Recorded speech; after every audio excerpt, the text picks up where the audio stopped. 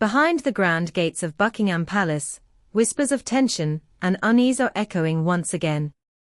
What was meant to be a cautious step toward reconciliation between father and son has instead reignited speculation, dividing the royal family further, and leaving Prince Harry reeling from what insiders are calling the king's final ultimatum. Those close to Charles say there is no way the monarch will allow his youngest son to live in two worlds at once, enjoying royal prestige, when convenient, while keeping his Californian freedom. The Duke of Sussex, who once dreamed of forging a half-in, half-out future, is now confronted with the blunt reality that his father will never permit it. Harry's most recent return to the United Kingdom had been framed publicly as noble. He came for the Well-Child Awards, a cause that has long been close to his heart. But from the moment he set foot on British soil, the undertone was humiliation. For the first time since his bitter exit in 2020, he was granted police protection, but not, palace sources stressed, for him. Officials quietly revealed that the security was authorized only because children were present at the charity event, making them vulnerable targets. The implication was clear. Harry was no longer protected as a prince, merely as another attendee covered by circumstance. For a man raised in the unquestioned certainty of privilege, it was a stinging reminder of just how far he has fallen in the eyes of the establishment. And then came Clarence House. A tense 54-minute meeting between father and son, their first true face-to-face in over a year, became the turning point of the visit. Over tea served on heirloom silver trays, Charles is said to have echoed words once spoken by his late mother, Queen Elizabeth II. There is no such thing as a half-in, half-out royal. It was the monarchy's position during the Sandringham summit in 2020, and it remains the monarchy's position now. For Harry, who has spent years arguing that he could still contribute while building his own life abroad, it was a crushing blow. For Charles, it was necessity. The institution he inherited can afford no blurred loyalties. Those who know Harry say he left the meeting visibly shaken. The king's refusal was absolute. His dream of serving as a hybrid royal, both inside and outside the system, was dead. And yet for Charles, the choice was inevitable. The survival of the monarchy depends on clarity. Lines had to be drawn, even if it meant closing the door on his own son. But palace courtiers are walking a tightrope. They know that public images of unity are vital, especially with Charles's health watched so closely by both nation and Commonwealth. Behind the scenes, discussions continue on how father and son might appear together at carefully chosen events, if only to reassure the public that reconciliation is possible. Yet those staged moments cannot erase the reality of what was said in Clarence House. For Harry, it was rejection.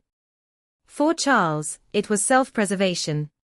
As if this were not enough, Harry now faces fresh turmoil across the Atlantic.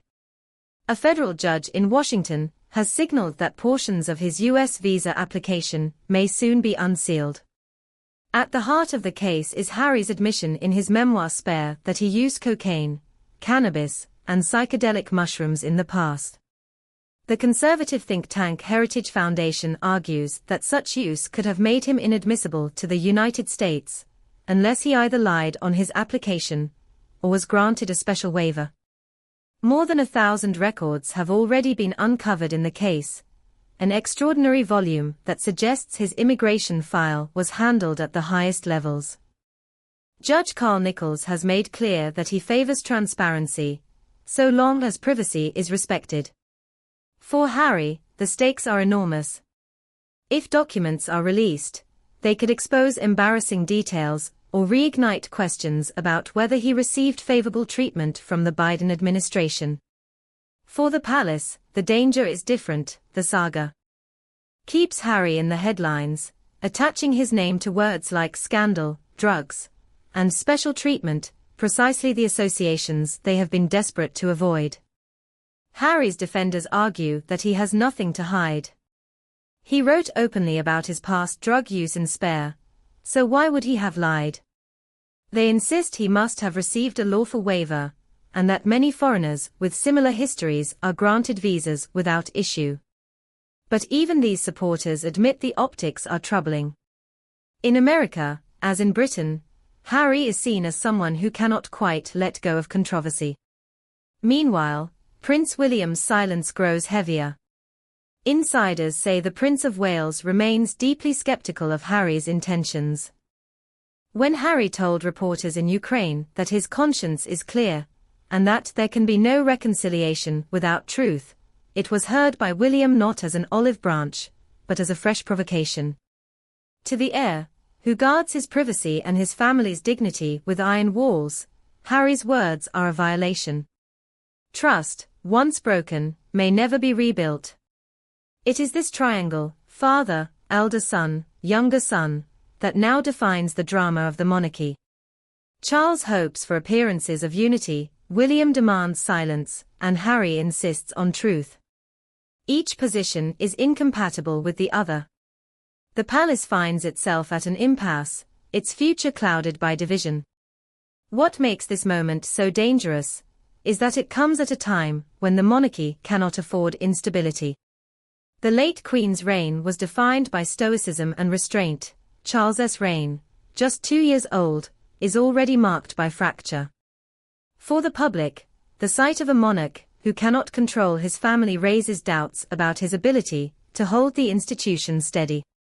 For the courtiers, each headline feels like a dagger in the heart of royal authority.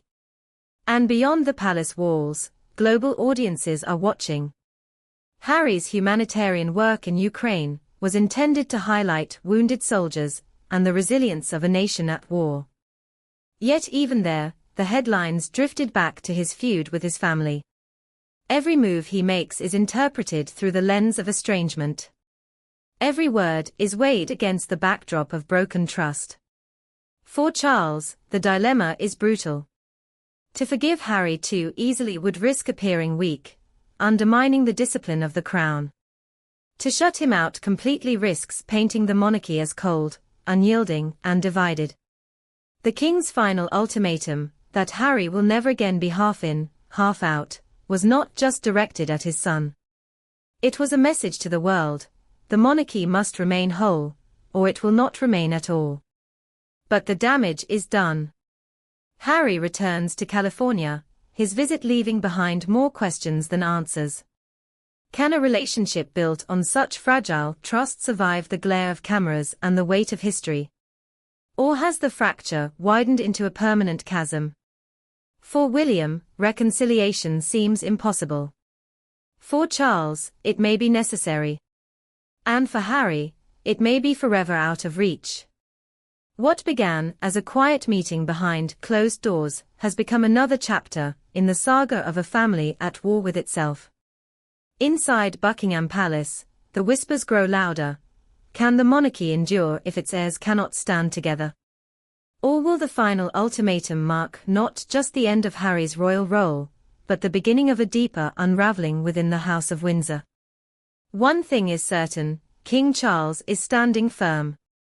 The crown will not bend for one man, even if that man is his son.